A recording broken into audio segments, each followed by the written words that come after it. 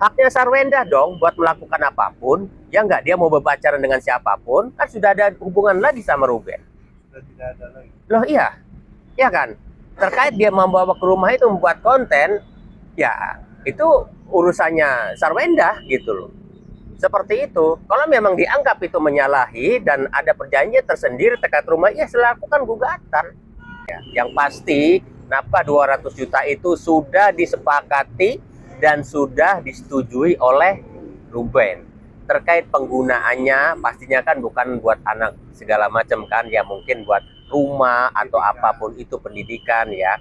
Dan itu yang perlu dicatat, itu sudah disepakati dan disanggupi oleh Ruben sejak awal. Dan kalau Ruben tiba-tiba menghentikan atau tidak memberikan nafkah dengan alasan bahwa dia sulit mengakses, sulit bertemu anaknya, kalau menurut saya itu bukan alasan yang tepat.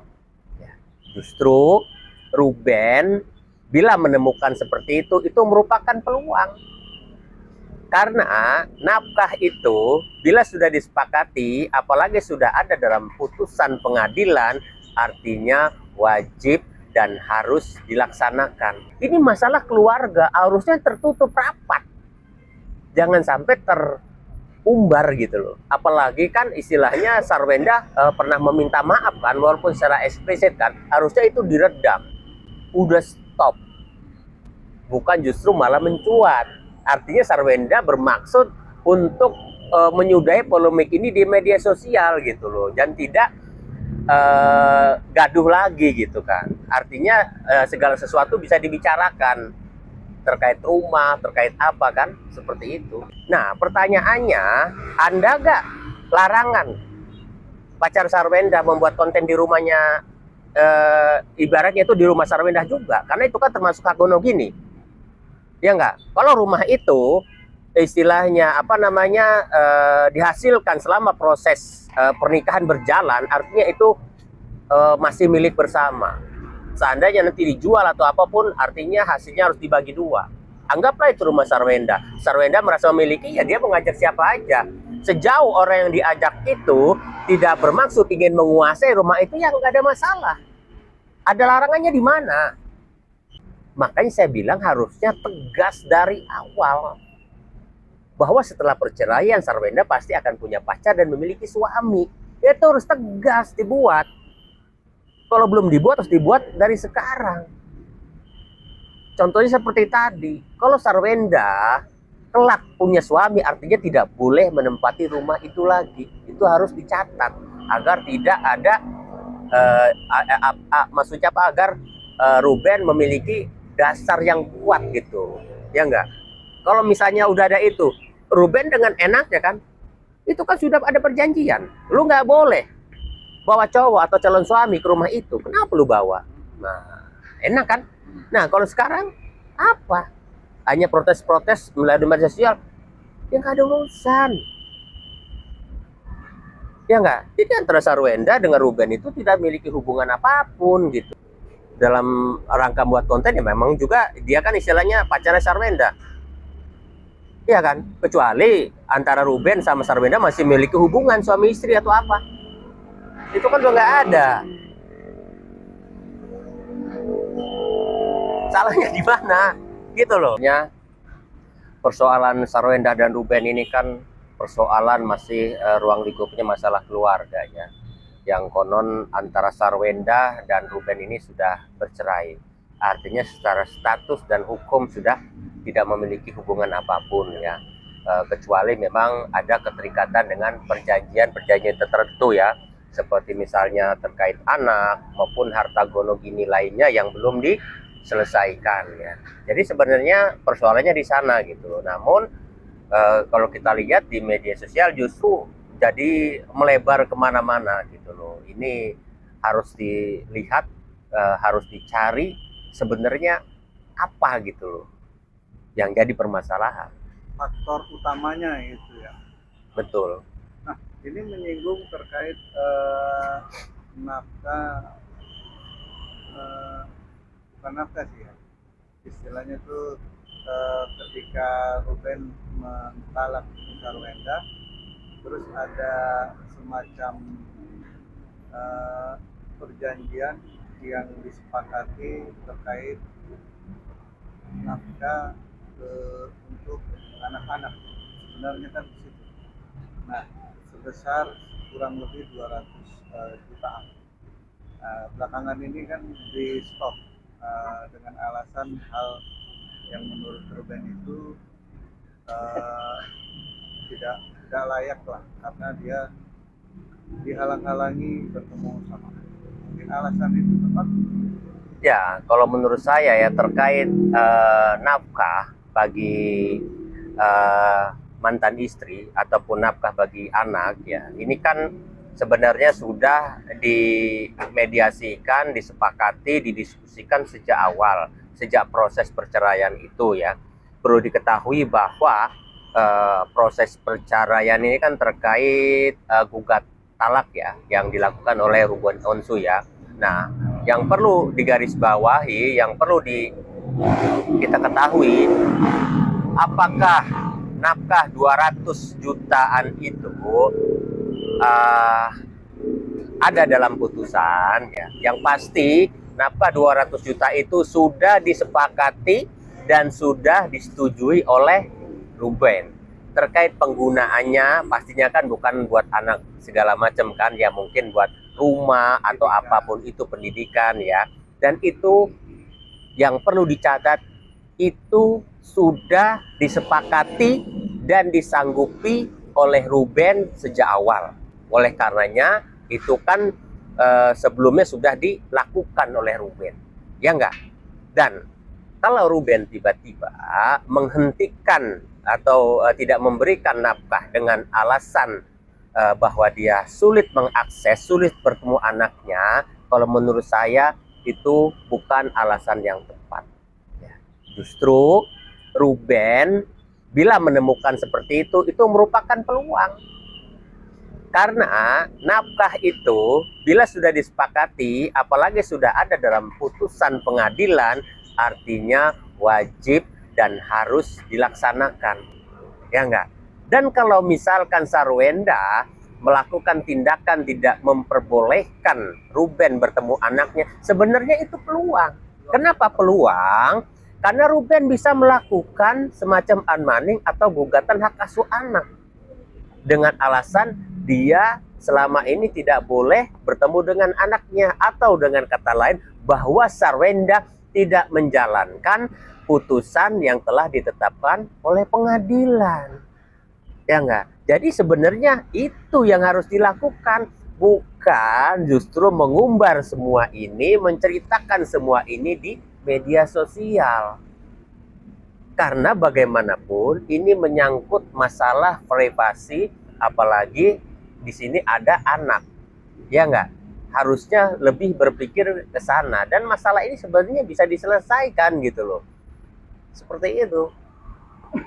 Tapi dia merasa kecewa, artinya nafkah sudah diberikan tapi akses anak ini masih tertutup.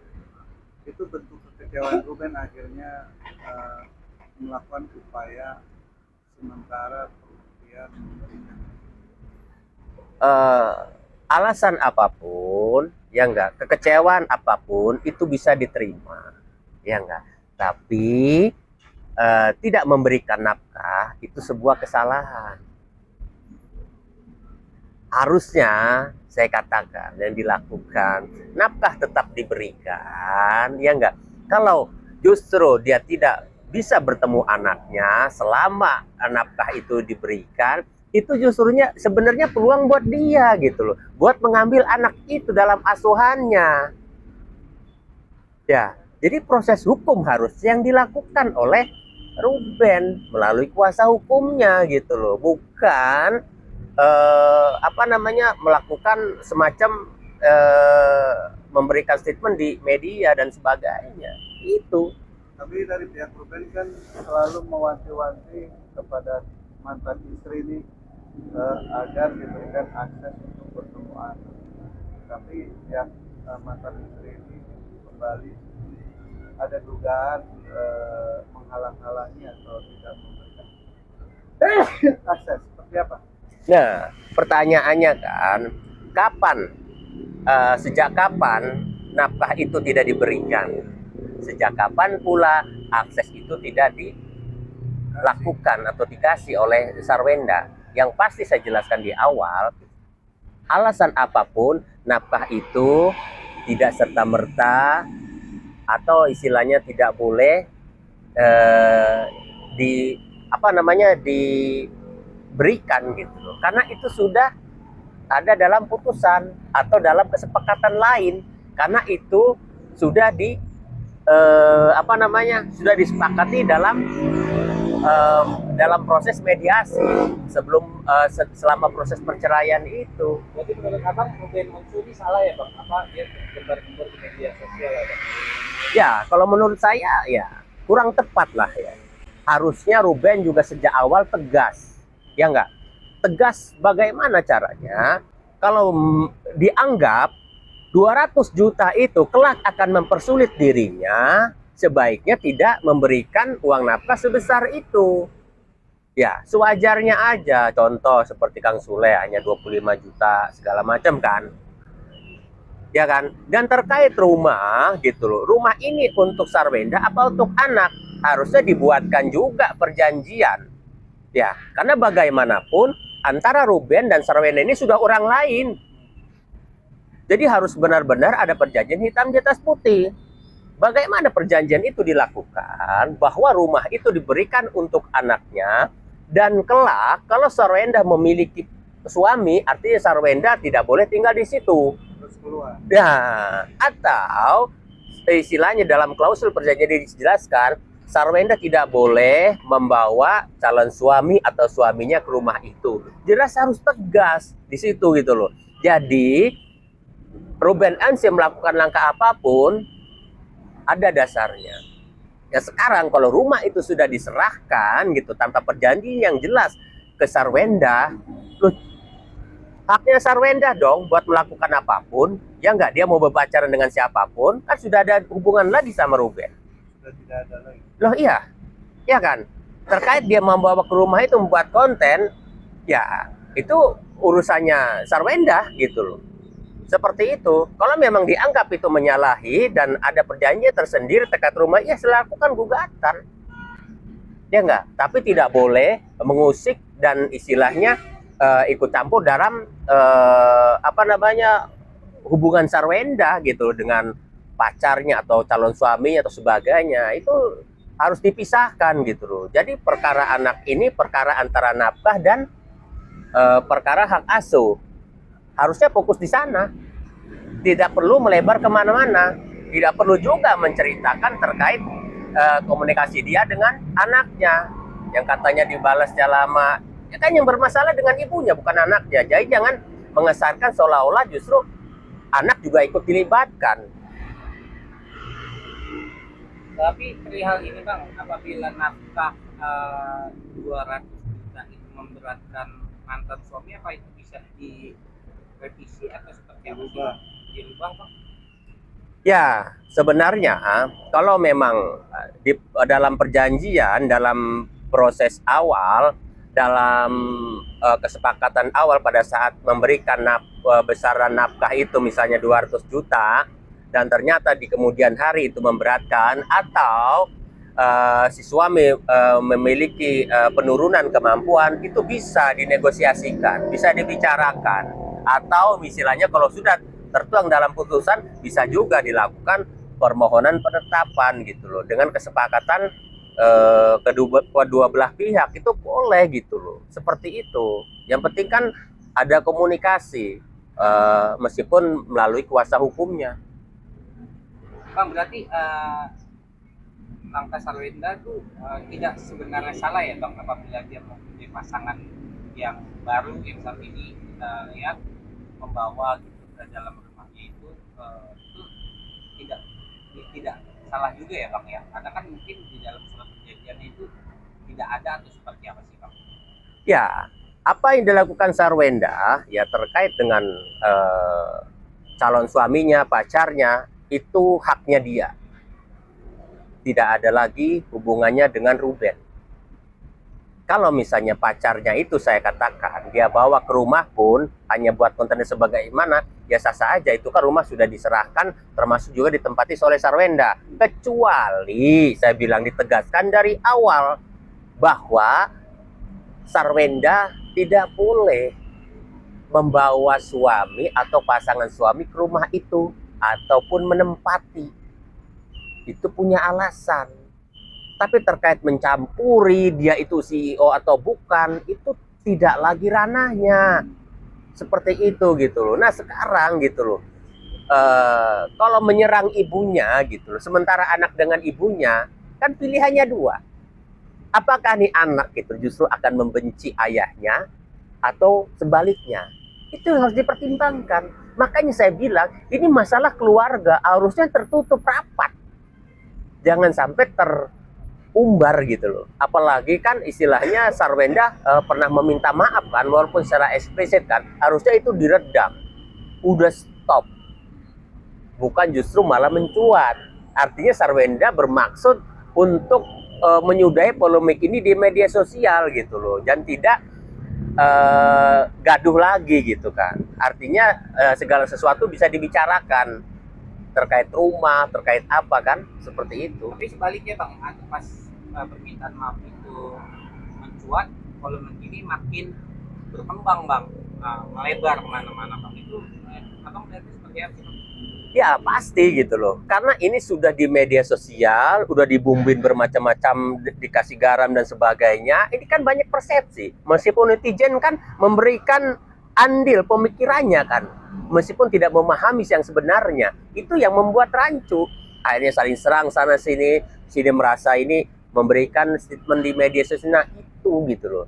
Nah semua kembali pada pihak-pihak yang memiliki masalah gitu loh. Ya nggak, harus segera menghentikan, menyetop semua ini gitu loh. Karena bagaimanapun kan anak yang harus dipertimbangkan. Bang, beberapa hari ini juga kita kan melihat bahwa mungkin pacar Sarwenda juga membuat konten di dalam rumah itu Bang. Itu seperti apa Bang? Abang menyikapinya Bang? Bahwa... Nah pertanyaannya, Anda gak larangan pacar Sarwenda membuat konten di rumahnya, ibaratnya itu di rumah Sarwenda juga? Karena itu kan termasuk hak gonogini. Ya enggak? Kalau rumah itu istilahnya apa namanya dihasilkan selama proses pernikahan berjalan, artinya itu masih milik bersama. Seandainya nanti dijual atau apapun, artinya hasilnya harus dibagi dua. Anggaplah itu rumah Sarwenda. Sarwenda merasa memiliki, ya dia mengajak siapa aja. Sejauh orang yang diajak itu tidak bermaksud ingin menguasai rumah itu, ya nggak ada masalah.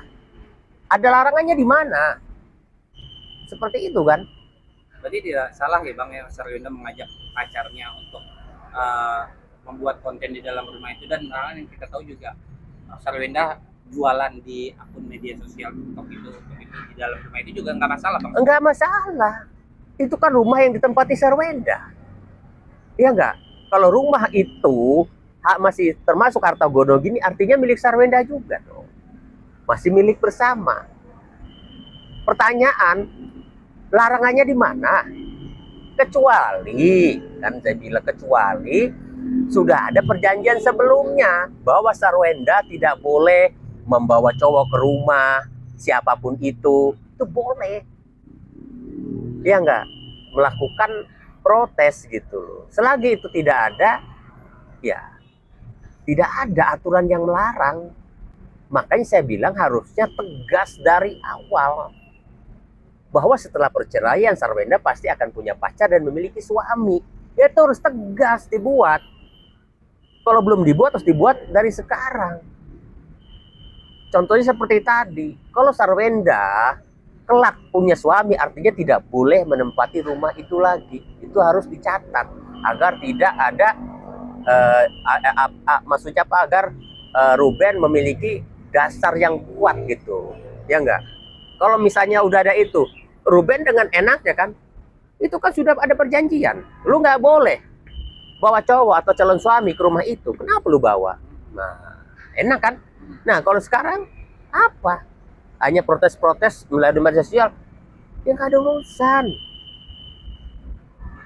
Ya nggak? Jadi antara Sarwenda dengan Ruben itu tidak memiliki hubungan apapun gitu loh. Tapi apabila rumah itu diperuntukkan untuk anak-anak, Bang? Nah, sekarang perlu jelas dulu gitu loh. Itu juga harus jelas peruntukan anak-anak seperti apa. Karena hak gonogini itu selama proses pernikahan itu berjalan, meskipun uang Ruben yang digunakan, tetap itu istilahnya harta gonogini yang harus dibagi bersama. Seperti itu. Makanya sejak itu sudah bersama. Kalau memang itu masih cicilan, apa mau dibayarkan berdua, misalnya Ruben separuh, Sarwenda separuh, itu harus jelas. Gitu. Itu buat anak-anak rumah misalnya.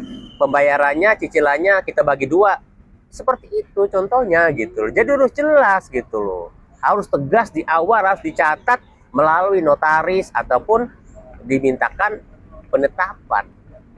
Oke Bang, terakhir Bang, mungkin ada pesan Abang nih dalam konflik rumah tangga, terutama pesan Abang untuk Ruben Onsu sendiri Bang. Ya, pesan saya ya, Ruben dan Sarwenda ini dua-duanya orang baik. Mereka pernah memiliki kasih, mereka pernah bersama, ya. Mereka pernah istilahnya berumah tangga dan memiliki 2 anak. Ya, saran saya apapun itu baiknya tidak larinya ke media sosial, karena bagaimanapun kasihan anak-anak. Ya, harus mempertimbangkan anak, karena bagaimanapun media sosial itu jelas akan terus ada dan kita khawatir mengganggu tumbuh kembangnya anak ya. Jadi baiknya hal-hal seperti ini kalau dianggap perlu lakukan secara hukum, ya enggak, itu akan lebih baik tanpa harus perang di medsos, karena bagaimanapun yakin tidak akan menyelesaikan masalah.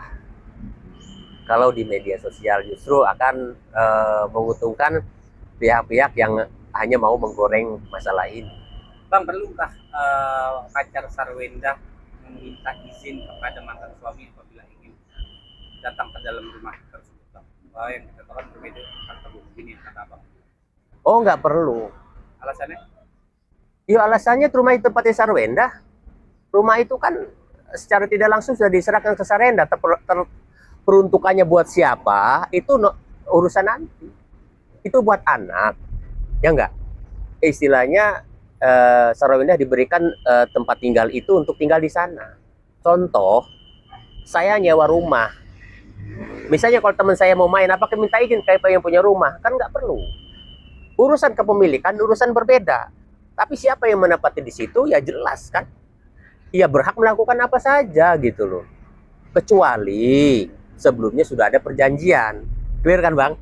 Kayak gitu. Jadi 2 hal yang berbeda. Jadi tidak perlu izin lagi ke Ruben, ngapain?